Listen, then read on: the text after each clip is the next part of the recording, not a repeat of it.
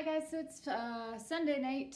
I'm gonna post this Monday morning. Sorry, no makeup. I've been outside for hours, so yeah, not looking my best, but that's okay. You don't have to do anything new. You just have to finish up page 247. That's all you had to do today. Tomorrow, I'm going to post a review video, and we're gonna do a test on Thursday. We're going to do a test on Thursday on chapter 6. I don't think I've given you an assignment yet. I'm going to post an assignment as well. If I haven't already done that, if I have, please let me know. Somebody contact me and tell me. I'm losing my mind being home alone. I love being home alone, but still. So I'm going to post an assignment. It's probably on chapters 5 and 6, I think.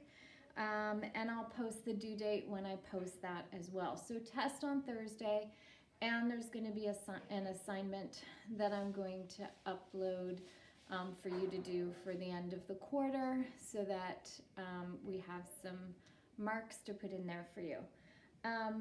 I just wanted to really quickly address, somebody contacted me and asked me about how to do ones like number 8 and 11.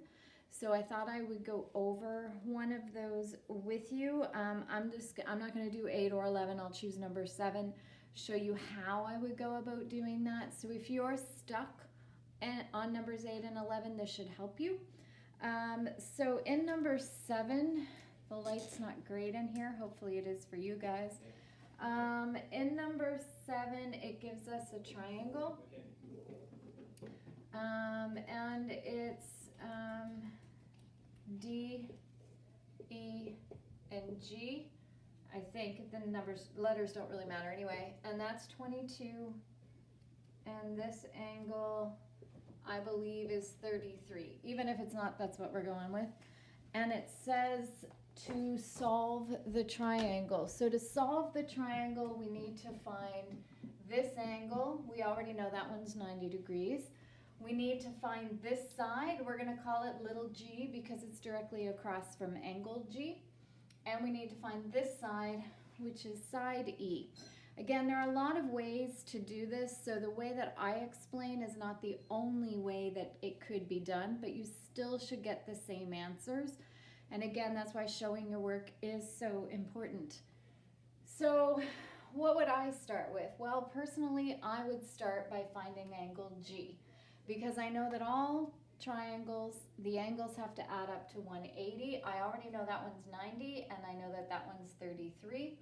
So angle G would be 180 minus 90 minus 33, which would give me 57.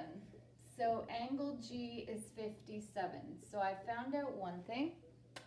Now I need to find the other two sides. And again, how I go about that could be different from how you would go about it.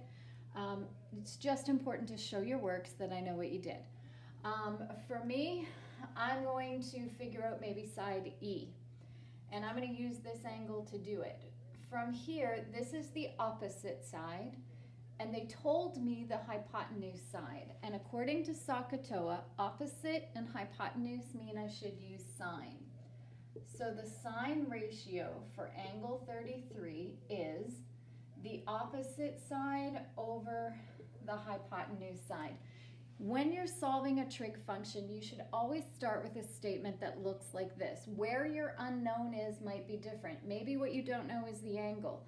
Maybe what you don't know is the top number. Maybe what you don't know is the bottom number, but it should always be the trig function, sine, cosine, or tangent, and then the angle equals the appropriate side over the appropriate side. In this case, the opposite side over the hypotenuse side. So just be sure you always make a statement like that first. I should always see that statement. So I'm going to multiply this side by 22, and I'm going to multiply this side by 22, and that way my 22s will cancel. And now I have something I can just put in my calculator, 22 times sine of 33. So 22 times sine of 33 is 11.98, so I would round that off to 12.0. So side E is 12.0. Now, that's good because the hypotenuse is supposed to be the longest side, and so this one ended up being shorter, so that's good.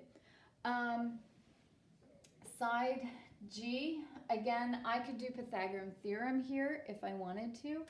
So I could do 22 squared minus 12 squared gives me G squared. I could do that. The only problem with using the Pythagorean theorem is if I happen to get this answer wrong, then when I calculate this answer, it won't work out right.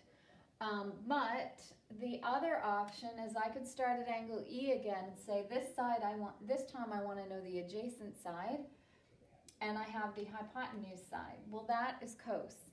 So I could say cos of 33 is the adjacent side over the hypotenuse side. So just like up here, I'm going to multiply this side by 22, and I'm going to multiply this side by 22. And so I'm just going to do 22 times cos of 33, and I get 18.5. Okay, so that's just a quick review of how to do it, because I had at least one person contact me and say I'm just a little bit unclear on what to do with those, so that's what you do. Again, we're going to do a test on Thursday. I'm also going to upload an assignment to do. We may do a live meeting just to see how everybody's doing. And to see how it works, because if we're going to do a big unit test, which I'd like to do, we may do that over Zoom just so that I can watch you while you do your test, so that I can say you didn't cheat. I don't know if that's what I'm going to do yet, still throwing that idea around, but I wanted to let you know just so that you were in on my thoughts. Not sure if that's what's going to happen. If we do, I'll likely do it through something called Zoom. I got to play with it a little bit, see what I think of it, but just so you know, I'm kind of looking into that, okay? So we will talk to you again tomorrow when I'm going to review all of chapter 6, okay? Thanks, bye.